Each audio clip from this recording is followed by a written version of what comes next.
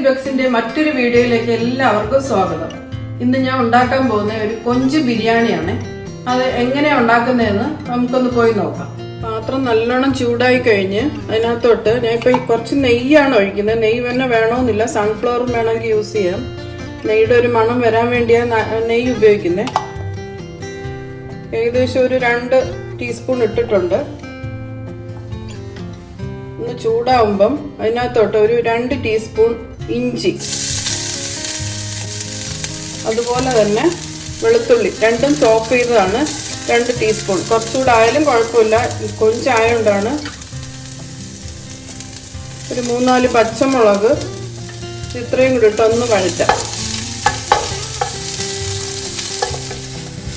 ഇവിടെ വീഡിയോ ഇടയ്ക്കൊന്നും സ്റ്റോപ്പായി പോയേ, അത് കാണിക്കാൻ പറ്റിയില്ല. ഞാൻ ചെയ്തതെന്ന് വെച്ചാൽ ഇഞ്ചി വെളുത്തുള്ളി പച്ചമുളക് ഇട്ടതിന് ശേഷം ഒരു സവാള ചോപ്പ് ചെയ്തതും ഒരു ചെറിയ 2 തക്കാളി ചോപ്പ് ചെയ്തതും കൂടെ ഇട്ട് അത് എടുക്കാൻ പറ്റിയില്ല. ഇട്ട് നല്ലോണം ഒന്ന് മിക്സ് ആക്കാം. ചെറുതായിട്ടൊന്ന് വാടിക്കഴിഞ്ഞ് അതിനകത്തോട്ട് ഒരു 1/2 ടീസ്പൂൺ ഗരം മസാലയും ഒരു 1/2 ടീസ്പൂൺ മഞ്ഞൾപ്പൊടിയും കൂടി ഇടുക. അതിൻ്റെ കൂട്ടത്തിൽ 1 ടീസ്പൂൺ കുരുമുളകും കൂടെ മിക്സ് ചെയ്യാം. ഈ സമയത്ത് നമുക്ക് ആവശ്യത്തിനുള്ള ഉപ്പും കൂടി ഇട്ട് കൊടുക്കാം.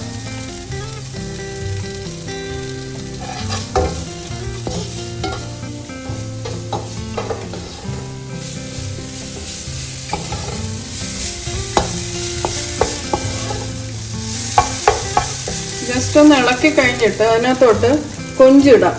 ഞാനിപ്പോൾ എടുത്തേക്കുന്ന ഒരു 300 ഗ്രാം കൊഞ്ച് വരും. ഇച്ചിരി വലുതായിട്ട് ഞാൻ ചെറിയ പീസാക്കിയിട്ടുണ്ട്. ചിലതൊക്കെ ഏകദേശം ഒരു 300 ഗ്രാം വരും.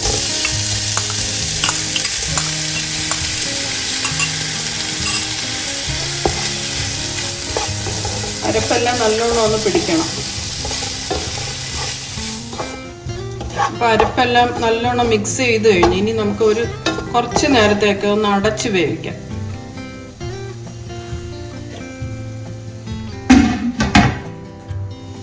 കുറച്ച് നേരമായിട്ട് അടച്ച് വേവിക്കാൻ ഞാൻ ഇടയ്ക്കൊന്ന് തുറന്നു നോക്കി. അപ്പം അത് വെന്തിട്ടില്ലായിരുന്നു. ഇപ്പം നമുക്കൊന്ന് തുറന്നു നോക്കാം.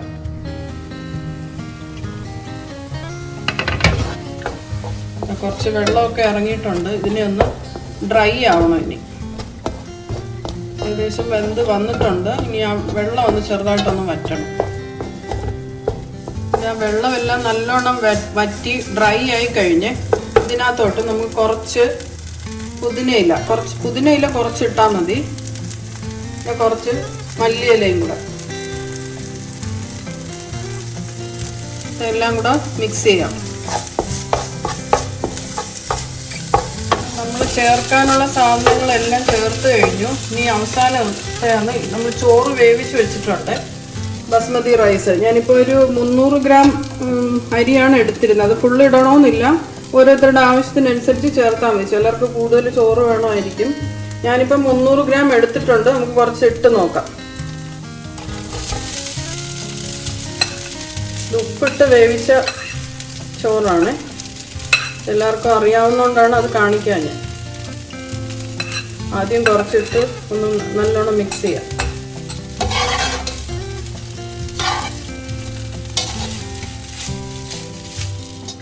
അപ്പം ആദ്യം ഇട്ട ചോറെല്ലാം നല്ലോണം മിക്സ് ആയി കഴിഞ്ഞ് കുറച്ച് ചോറുകൂടെ ഇടാമെന്ന് വിചാരിച്ച്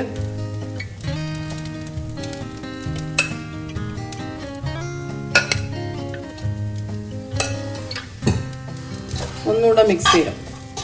അധികം മിക്സ് ചെയ്യണ്ട, ഇടയ്ക്ക് ഒരു വെള്ളം കിടക്കുന്ന ഒരു ഭംഗിയാണ്.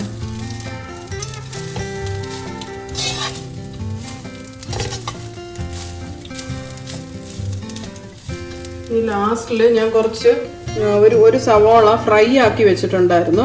അതും കൂടെ ഇതിനകത്തോട്ട് ഇടാം. ഇതിനകത്ത് ആവശ്യമുണ്ടെങ്കിൽ നട്ട്സൊക്കെ ഇടാം. ഇവിടെ ആർക്കും അത് താല്പര്യം ഇല്ലാത്തതുകൊണ്ടാണ് നട്ട്സ് ഒന്നും ഇടാഞ്ഞ്.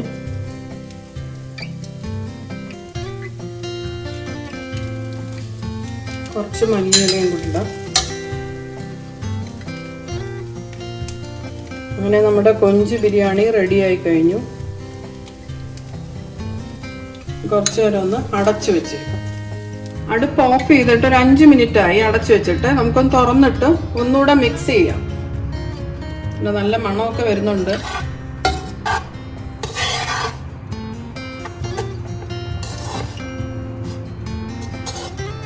ഇനി ഒരു സർവിങ് ഡിഷിലോട്ട് മാറ്റാം. പിന്നെ കൊഞ്ച് ബിരിയാണി ഞാൻ പ്ലേറ്റിലോട്ട് എടുത്തിട്ടുണ്ട്. കുറച്ച് സാലഡും ഉണ്ടാക്കിയിട്ടുണ്ട്, സവോളയും പച്ചമുളകും കൂടെ ചേർത്തിട്ട്. ഇനി ഒന്ന് കഴിച്ചു നോക്കട്ടെ.